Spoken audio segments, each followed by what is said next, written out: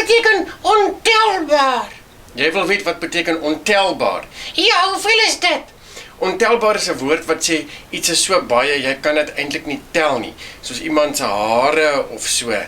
Ja, ek het gesien, die Bybel sê dat God kan selfs die hare op ons kop tel. Jy is reg. Wat nou, Sakkie? Nee, ek dink net in jou geval. Ek dink die Here kan baie verder tel as die hare. Selfs ek kan jou hare tel. Ek dink daar is 16. Goed, Sakkie, net 16 hare op my kop, maar kom ons dink aan nog iets wat baie is. Ek weet, coronavirusse. Coronavirusse. Ja, ek dink God kan selfs die coronavirusse tel, al is daar so baie.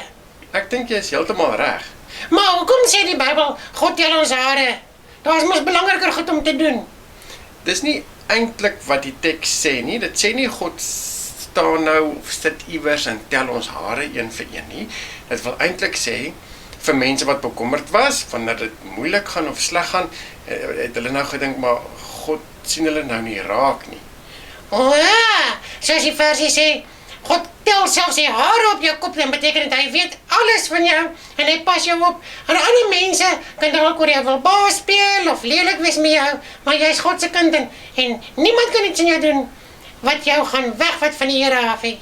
Jy is reg, Sakkie. Ook nie eers COVID of corona nie. Dit is so.